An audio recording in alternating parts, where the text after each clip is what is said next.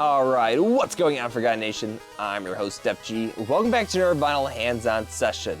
It's the month of October and Halloween's just around the corner. So not only is this soundtrack we're looking at today one of the perfect ones we could choose for the holiday season, but it's also one of the first we'll be looking at from the company Brave Wave. I'm actually no stranger to some of their pressings, as some of the ones in my collection are from them, including Blaster Master 0, 1, and 2, and Sonic Adventure 2. And I also have the original version of the soundtrack we're looking at here, but the one we're looking at now is considered a sequel of sorts to the original. As a matter of fact, the composer here is actually someone I've talked about on the channel before, Jake Kaufman, better known as the composer behind the Shantae series up to Half Genie Hero. So you know we're in for a real treat here, especially when this is one of my favorite video games of all time. Today we're going hands-on with the soundtrack from Shovel Knight, Specter of Torment. I'm excited about this one. The Shovel Knight Specter of Torment Double LP, pressed in 2019 by Brave Wave and their 8th soundtrack pressing in their Generation series. Specter of Torment is the second expansion of the Shovel Knight, and the third standalone campaign in the series. Released in 2017, Specter of Torment takes place before the events of the main game, in which Specter Knight is tasked by the Enchantress to gather knights to form her evil legion, the Order of No Quarter. The game revisits the world of Shovel Knight from their perspective, remixing everything that came before it. Not only does it give a whole new feel to the stages we've come to know, but also features a story that puts all the puzzle pieces into place and really hits you in the feels with Specter Knight's backstory. There's over 24 original chiptune tracks consisting of remixes and rearrangements of the classic tracks from the original game, as well as some new tracks exploring the darker side of the world of Shovel Knight. Also included is the music used for the game's release trailer, making for a total of 25 tracks across the 2 colored vinyls. Part of the charm of Specter of Torment's soundtrack is that it already builds upon something that was already great in the first place. Though if you compare the original soundtrack to Specter of Torment, it's a lot like the opening acts in both games, the Plains of Passage. The difference is quite literally night and day. Everyone's going to choose their favorites, but it's clear that there's going to be one that reigns over the other. It's key though that there is still that balance in between. So where do I stand with this? Well, you probably already know since this is my favorite game of all time, but I really do love the Specter of Torment soundtrack even more than the original soundtrack. And I think the reason for that, aside from being some really great remixes and rearrangements, is that many of the tracks here are actually much more fleshed out in comparison to the original. The original soundtrack is based on the NES era of nostalgia, and part of that was that hardware limitation, where many tracks were often short and looped over and over, which depending on the composition could either get sloppy and repetitive where you just don't want to listen to it no more, or is like a pure jingle in the mind that goes for days on days. But with Specter of Torment, that limitation's no longer in place, meaning that not only can these songs be longer, but feel more complete as a result. And I think what we have here is some brilliant renditions of not only the original soundtrack, but some of the new tracks as well perfectly capture that feeling that the story and tone was going for, that despair and tragedy. I could probably continue further about the composition work here that Jake Kaufman did, but I'm pretty sure there's probably some more qualified people over me. So let's focus on what we have here today, and that is the vinyl pressing by Brave Wave. This actually isn't the only Brave Wave vinyl I have in my collection. I also have the original Shovel Knight soundtrack, which is just a little off behind me, but I also have, as we saw earlier, Sonic Adventure 2 and Blaster Master 0, 1, and 2. So I have quite a couple in my collection that are based on Brave Wave. So what do I think of their pressings? Overall, pretty good. We'll get to that in time, but let's just talk about the presentation first. The first thing you'll see front and center on the outer sleeve is some original artwork of Specter Knight and some miscellaneous items from the game. These all appear to be mementos from different knights that we tried to recruit, such as King Knight, Plague Knight, so on and so forth. But I love the attention to detail here, not just with the artwork, but the high quality of it too. This really is some good stuff that you'd want to have framed up. And even though I'm only framing the Shovel Knight one right now, I do tend to swap these out every now and then. The reason I have this one out is because I've been listening to it quite a bit often because it's almost Halloween. Specter of Torment definitely feels like it's made to be played around Halloween just because of that darker feel it's got. Just saying, it might just be me. Case in point though, I really do love the artwork, the high qualityness of it, but even the use of colors, because Specter Knight is red and gold, it's definitely trying to harken to the red color. It's actually very similar to the artwork that they did for Plague Knight. As a matter of fact, they even got the same people that did the artwork here, and I think it looks great. The backside has the track listings, both in English and in Japanese. And I actually do like that touch of Japanese. I feel like there should be more accessible options for those out there. Even though I'm American, I can't read Japanese for the heck of it. I do think it's a great addition. A surprise though is that they even have the Japanese version of the logo, which doesn't actually have Specter Knight in the background. It's like one of those trivia things that you don't really realize, but then when it's there, it's like, huh, I never knew. It's cool. But now let's turn our attention to the inside where we have some inner artwork. And this is my favorite because I'm always a lover of pixel arts.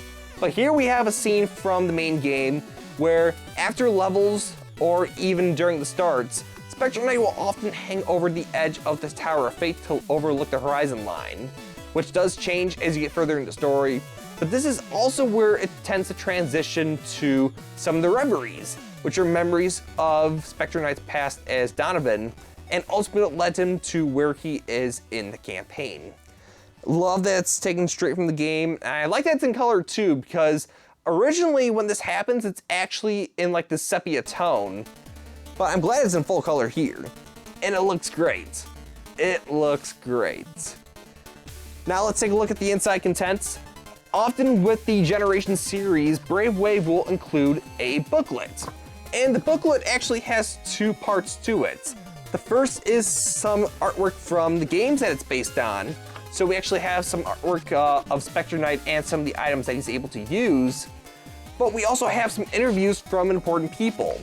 In the case of Specter of Torment, we have the creators of the game, Yacht Club Games, as well as the artist behind the outer art sleeve. The outer art. But case in point, I love this detail here, where they even interview the makers of the art piece in front. I love that. And they even did some art of themselves that are based on an enemy and an NPC from the game. It's small stuff like this that I really enjoy. And I'm gonna read off their names here. Apologies if I butcher it. We have Hitoshi Ariga and Ayano Koshiro. And again, I just love it. Another detail I love with the interview from Yacht Club Games is that even though Jake Kaufman isn't interviewed in this booklet, and I really wish he would have been, they actually talk about how they were listening to the soundtrack as he was making it live, and they would actually listen to it to boost their morale as they were making the game. Again, I just love these kind of details when it comes to composition notes, or I guess in this case it's more of an interview. But I think the best thing they could have done as well would have been a piece from Jake Kaufman. I feel like that's just a missed opportunity. But anyways, let's take a look at the main event. We have the vinyls. Now this is considered the standard edition, which means we have two colored vinyls, but technically one's a bit of a cop-out. The first is a standard red. It's perfect. Specter Knight's red, his cape is red, so it only makes sense that the A and B side is red. And it's a solid red, so that means not only does it look good, but of course it's gonna sound good in just a little bit that we'll take a sample to. But now, let's take a look at the C and D side, vinyl number 2. You'd think it would be colored, and I don't blame you for being wrong here. But in the case of the standard edition, it's a black vinyl. I don't know why we couldn't get another color like gold. Believe it or not, the limited edition of this actually featured, I believe, gold and white or gold and silver, but the standard edition is red and black. I don't understand why we got black as the secondary color. Black is so basic. If I wanted black, I would have got a standard black edition. If we're already committing to one color choice, why couldn't the other one have been another color? I think red and gold would have been the perfect complement to the set release. But we have black. I don't get it. I don't get it. So that's my only real disappointment with this release, is that the one vinyl just isn't a very unique color. And I know they say that green's not a unique color, and I mean, that's like based on my logo, but you get the point. You get the point.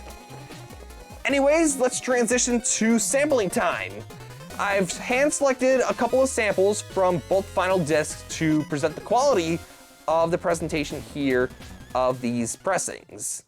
So, please enjoy some samples from Specter of Torment.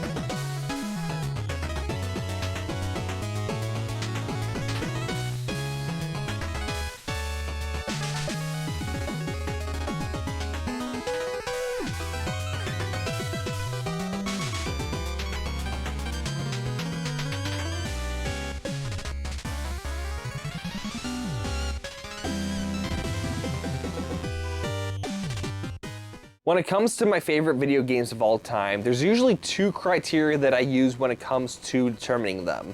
The first is its lasting impression. What do I think of the game from start to finish? Do I enjoy myself? Are there things I wish I could have been better?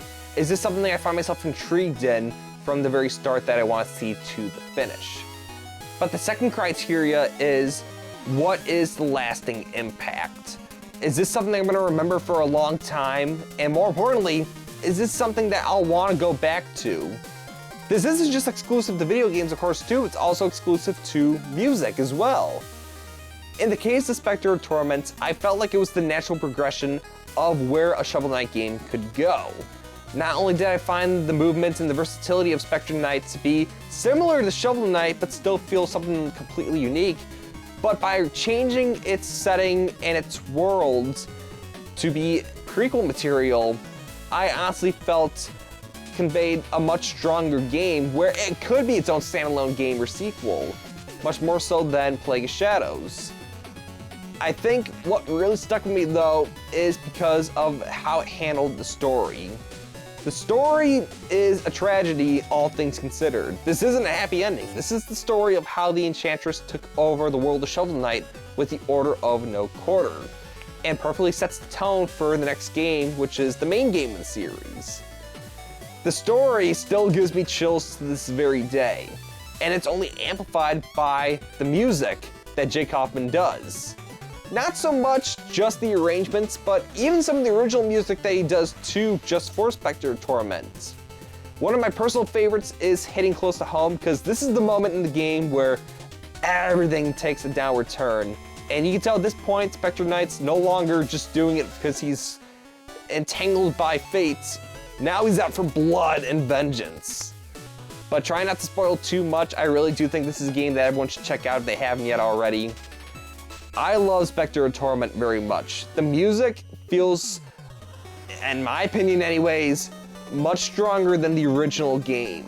These arrangements are some of Jake Kaufman's best work to date. And the fact that I still remember it even today speaks just how effective it is. This is why Specter of Torment is one of my favorite video games of all time. And I love the soundtrack because of it. But whether you call it bias because of that, or whether I'm just overlooking things, I really do love the soundtrack. And overall, Bravewave did an incredible job with the pressing and quality of this one. The presentation's on point, it sounds great.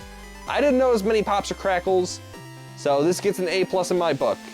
Overall, it's one of my favorites in my collection, and I'm so glad to have it as a piece of merchandise, I guess, of one of my favorite video games of all time.